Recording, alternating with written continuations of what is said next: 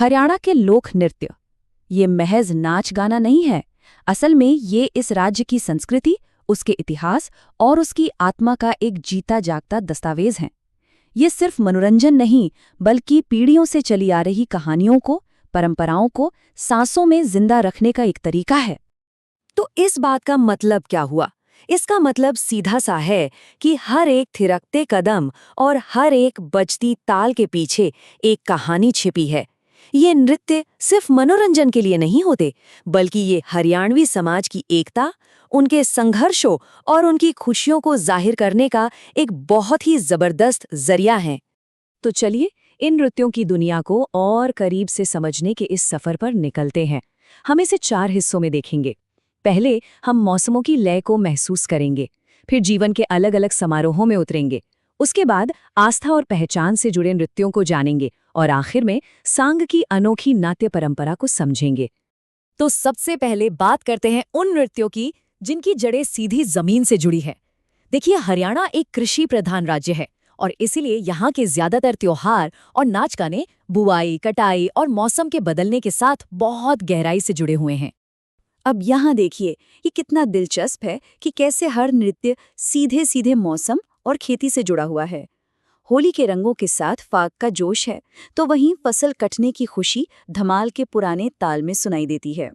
एक और मजेदार बात यह है कि वसंत का स्वागत डफ और लूर दोनों से होता है, लेकिन एक में पुरुष और महिलाएं अलग अलग नाचते हैं, तो दूसरे में सिर्फ लड़कियां हिस्सा लेती हैं। इससे पता चलता है कि हर उत्सव का अपना एक खास अंदाज है। और लूर नृत्य, यह तो अपने आप में एक कहानी है। मतलब ये सिर्फ एक नाच नहीं, बल्कि एक तरह की संगीतमयी बातचीत है। लड़कियां 2 लाइन में खड़ी हो जाती हैं और गानों के जरिए एक दूसरे से सवाल जवाब करती हैं, और इन गानों में अक्सर शादी ब्याह के प्रस्तावों पर मजेदार नोकझोंक होती है।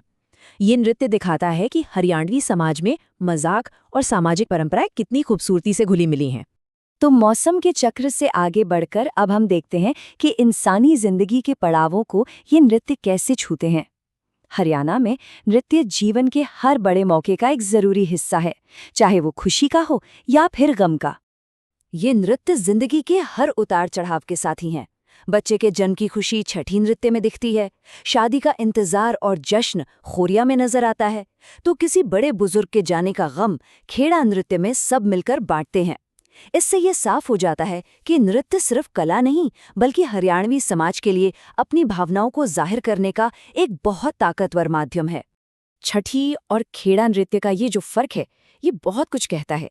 एक तरफ छठी नृत्य में जश्न के बाद उबले हुए गेहूं और चने बांटकर खुशियां बांटी जाती हैं, तो वहीं दूसरी तरफ खेड़ा नृत्य बिना किसी जश्न के सिर्फ गम को साझा करने और एक दूसरे को हिम्मत देने के लिए होता है। ये दिखाता है कि लोक परंपराएं समाज को खुशी और दुख दोनों में एक साथ कैसे बांध कर रखती हैं। खोरिया नृत्य को सिर्फ एक मनोरंजन समझना भूल होगी। असल में ये एक रस्म है, एक प्रार्थना है। जब घर के मर्द बारात लेकर चले जाते हैं, तो औरतें इस तेज रफ्तार वाले नाच के जरिए न सिर्फ वक्त गुजारती हैं, बल्कि बारात की सलामती के लिए दुआ भी करती हैं। ये नृत्य उनकी सुरक्षा की भावना और सामुदायिक एकता का प्रतीक है। अच्छा, जीवन के समारोहों से आगे बढ़ते हैं। अब बात करते हैं उन नृत्यों की जो आस्था और पहचान से जुड़े हैं। हरियाणा में नृत्य लोगों को उनकी भक्ति, उनके संतों और उनकी साझी सांस्कृतिक विरासत से भी जोड़ते हैं। यहाँ एक बात तो साफ नजर आती है कि यहाँ आस्था के कई रंग हैं।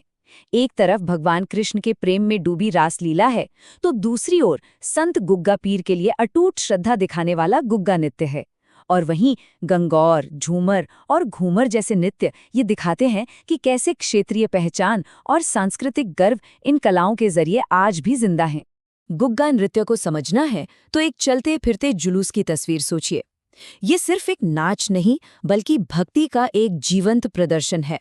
भक्त डेरू और मंजीरा जैसे बाजों की धुन पर नाचते गाते हैं, और कभी-कभी तो अपनी गहरी आस्था दिखाने के लिए लोहे की जंजीरों से अपनी छाती पर भी वार करते हैं।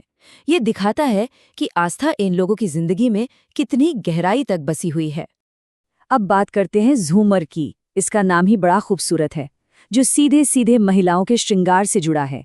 ये विवाहित महिलाओं का एक बेहद सुंदर और लय वाला नृत्य है। और जानते हैं, पंजाब के गिद्दा से इसकी मिलती जुलती स्टाइल की वजह से इससे प्यार से हरियाणवी गिद्दा भी कहते हैं, जो इसकी पॉपुलैरिटी को दिखाता है। और अब हम आते हैं अपने सफर के आखिरी पड़ाव पर, सांग। और एक बात पहले ही साफ कर दें, सांग सिर्फ एक नृत्य नहीं है, बल्कि ये हरियाणा का अपना लोक नाट्य है, यानी कि फोक थिएटर, जिसमें कहानी, संगीत और एक्टिंग का एक कमाल का संगम होता है। सांग या स्वांग, इस शब्द का मतलब ही है रूप बदलना या भेष बदलना, और यही इस कला का सार है। कलाकार अलग अलग किरदारों का रूप धरकर पुरानी, ऐतिहासिक और सामाजिक कहानियों को स्टेज पर जिंदा कर देते हैं। सांग की कुछ बातें इसे बहुत ही खास बनाती हैं। सोचिए, एक ऐसा नाटक जो 5 घंटे से भी ज्यादा चले, दर्शक बंधे रहते थे।